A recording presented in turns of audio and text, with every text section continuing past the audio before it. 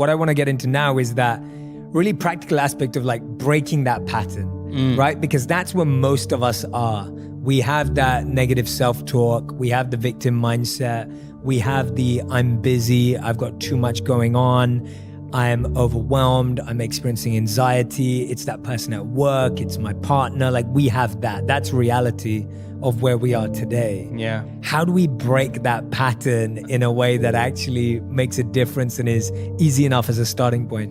Yeah, it's been said that you should meditate for 20 minutes a day. Unless you're really busy, then you should meditate for an hour a day. Yeah, I love that. That's why, by the way, that's why I meditate for 2 hours a day. Yeah. So look, I mean, information is what opens that door. I mean, if you think that your thoughts have something to do with your future, just from a theoretical standpoint, that your thoughts create your destiny, and you think 60 to 70,000 thoughts in one day, and 90% of those thoughts are the same thoughts as the day before, well, then your life isn't going to change very much as long as you're thinking the same way.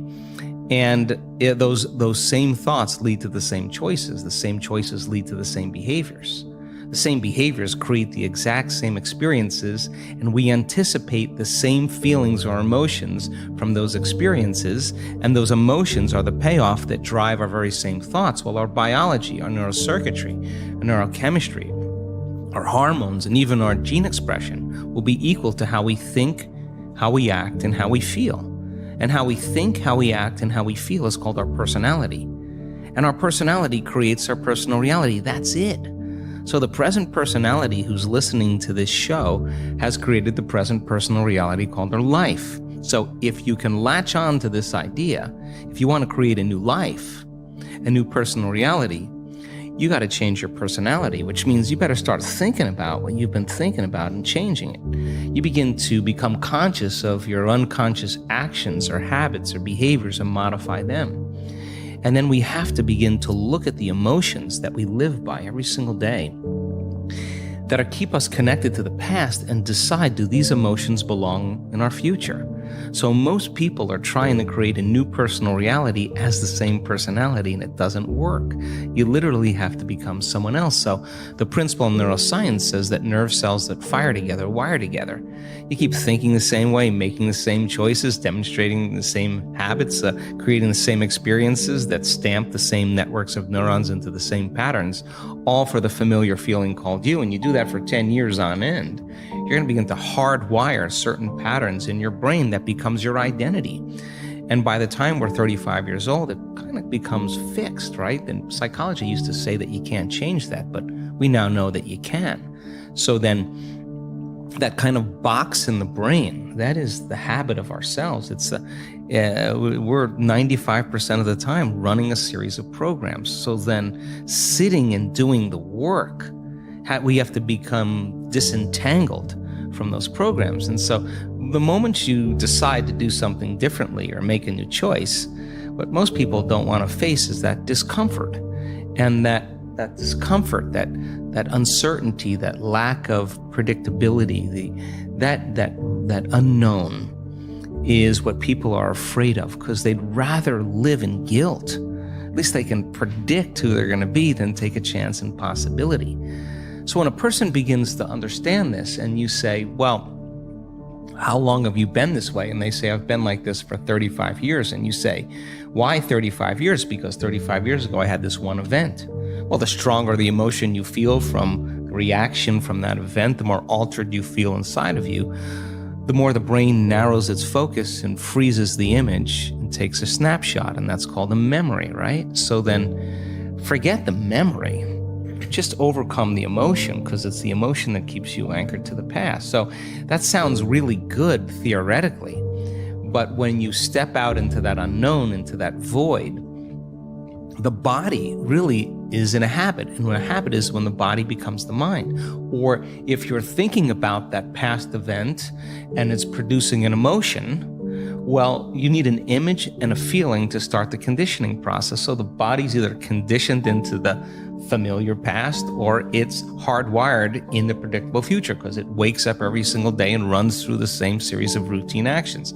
So the present moment then becomes the unknown. When people start feeling that discomfort, Jay, they'd rather get on their cell phone and call someone, or get up and say, I can't meditate, or, I have too much to do. They excuse themselves. They return back into that familiar feeling because the body's actually telling the brain. A habit is when the body becomes the mind. So the body's stepping out into the unknown and says, ooh, I'd rather feel guilty. I'd rather feel unhappy than be in this discomfort. So then, at least then when they return back to that familiar feeling, then they feel safe. So they step out in the unknown and the body starts influencing the mind, saying, you can start tomorrow. You're too busy. It's your mother's fault. It's your culture's fault. I don't have enough money. This isn't going to work. Those are the programs in there that are standing in the way between you and your future. So then nerve cells that no longer fire together no longer wire together. So the act of observing those states of mind and body means you're no longer the program. You're the consciousness observing that program. So then to meditate, it means to become familiar with. So as you become familiar with those thoughts, you become conscious of how you speak, you become aware of how you act, you notice how you're feeling.